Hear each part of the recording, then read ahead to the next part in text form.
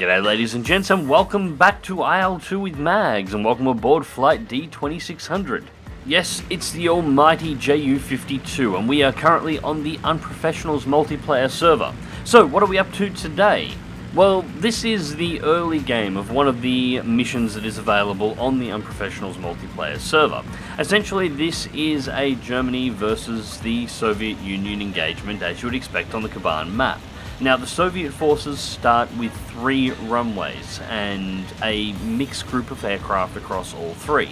There is one base that's dedicated sort of towards bomber and attackers, one that's a bit mixed, and one that's dedicated more towards frontline fighters. The Germans, on the other hand, only start with 2 active bases, one base focused towards frontline fighting, and one base a mix of attackers and bombers. The primary bombing base, however, is currently uncaptured. This puts the pressure on the Germans in the early game, because to get full functionality out of the potential 3 bases that they have available, they have to capture the 3rd one, while the Soviets can immediately start attacking the mission objectives across the map, and not only that, they can deploy flights of fighters down to screen the runway that the Germans have to capture and try and prevent the Germans from being able to take it. Now, of course, the bases can only be captured using paratroopers, and the only aircraft that can carry paratroopers is the JU-52. So, this is the aircraft we have to deploy. It takes 6 groups of paratroopers to capture the runway. We only have access to 2 JU-52s, so myself and Grievous. So, we ended up doing this run 3 times. This is the 2nd run. Now, Grievous is flying in the lead aircraft of our little formation here in the bright red Lufthansa JU-52 skin, hoping that the enemy team will mistake him for just an airliner passing through the area, and meanwhile I chose the Immelmann 3. I'll let you look up why that's significant. I may have been asking to get shot down. Now, for the distance we actually covered on these 3 runs, it took us a fair amount of time. This is because the JU-52 is, well, it's many things, but fast is definitely not one of them. With a maximum airspeed of 260 to 265 kilometers an hour, if you get the aircraft trimmed perfectly for speed in absolutely perfect weather conditions, yeah, I'm going to be honest with you guys, I have driven road-registered vehicles that are actually faster than this thing at optimal speed. So, just a quick disclaimer here, guys, I've actually had to change the rooms of recording. It's 43 degrees here today, so there may be a little bit of background noise. But anyways, the JU-52 was the workhorse of World War II for the Luftwaffe, and it did everything. It moved VIPs around, it hauled cargo, it delivered paratroopers. For a small period of time, it actually was used as a medium bomber, mainly because there was nothing else available at the time that could potentially have been used, but it did that job too. And while it didn't have a lot of lifting capacity, the maximum takeoff weight of the JU-52 is only 7 tons, which is really not a lot when you think about it. Because the aircraft's design was based on older technology, it was actually very, very, very cheap to manufacture. As a result, between 1931 and 1952, the years of production for the JU-52, over 4,800 of these aircraft were actually produced, and they were flown near constantly. They were also incredibly easy to maintain, and as such, the JU-52 actually remained in service with some carriers well into the 1960s.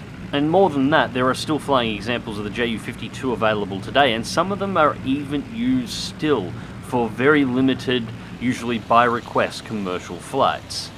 These are usually heritage aviation flights, so somebody who wants to experience what it would have been like to try and fly across a section of Europe in, say, the 1930s.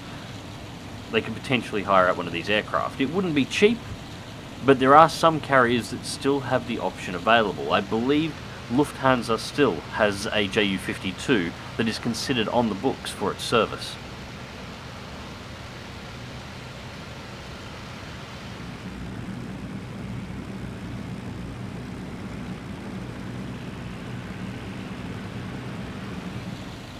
Alright, so we're on final approach to our destination at this point. The runway in front of us is the one we need to capture at this point.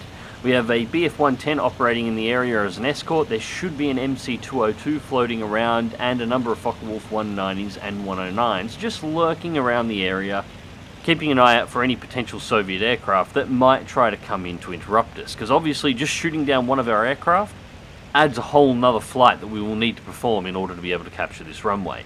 Now, it's important that you get all of the airdrop troops on the boundaries of the runway. Any troops that are on the outside do not count, and the runway capture counts each troop that is dropped individually. So Grievous's aircraft has started deploying his paratroopers. He's on the outskirts. I'm deploying directly over the top of the runway into the hangar buildings at this point. We're currently flying at around 250 to 300 meters, maintaining a speed of about 150 kilometers per hour for the drop.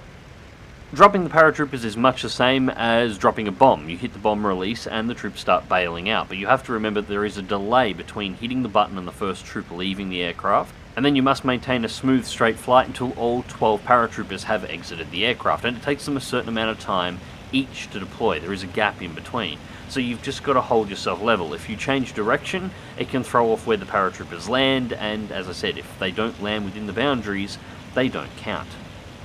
So with all 12 paratroopers away, Grievous has started to pull over the harbour. I'm beginning to come around onto his 6, and we're beginning to make our exit. Now, due to the fact that I am sure the Soviets were keeping an eye on what was going on here, we've decided to exit the area following the ocean coast up towards the bases. It's as far south as we can possibly go and still be near the landmass, while the rest of our fighters and escorts move themselves mostly into the mountain range between our location and where the primary target zones are. There they can start lurking around looking for Soviet aircraft that are either trying to come south to intercept us, although at this point if they shot us down, it's too little too late, our paratroopers are already away. Or alternatively, they can start striking north and preventing Soviet forces from taking out the ground targets and objectives on the northern side of the mountain range.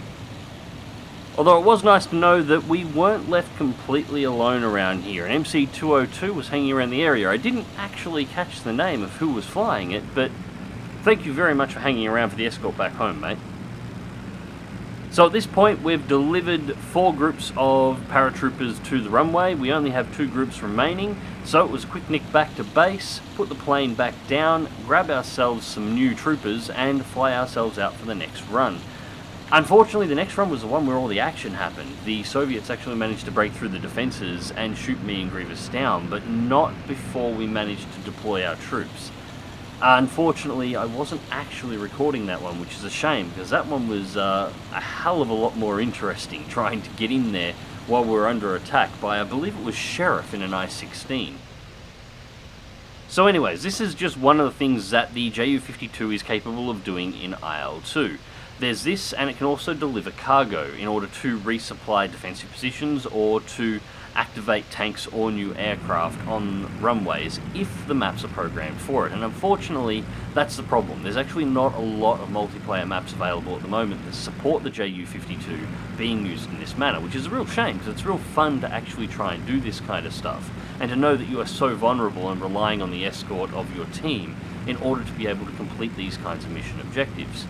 Thankfully, this is one of the things that we're doing a little bit different on the Unprofessionals IL-2 multiplayer server. We're trying to incorporate the Ju-52 into most of the missions that are being created at this time. Whether that's to deploy paratroopers to capture a runway, as you've just seen, to deploy paratroopers to capture a defensive position, particularly an AA position, and deploy it in the field, to land supplies on runways that are already under our control to give players access to new aircraft, or potentially to activate tanks on the ground and tank spawns for ground-based combat, which I will be showing in an upcoming video. And to make it so it's not just a German thing, since the Russians currently do not have a transport aircraft, I'm looking into seeing if the guys can activate the Ju-52 also for the Soviet side and have them have access to various similar missions that they can perform as well. Anyways, ladies and gents, as we come in for our landing, I'd like to thank you very much for watching, and I hope you enjoyed the video. As always, check the video description down below for links to my social media, to my Twitch channel, where I generally stream any multiplayer events that we actually run on the Unprofessionals server, and to my Patreon for anybody who would like to help support the channel. Until next time, remember to click that like button, share and subscribe if you would like to see more, and as always, fly smart, fly safe, and I'll catch you in the skies.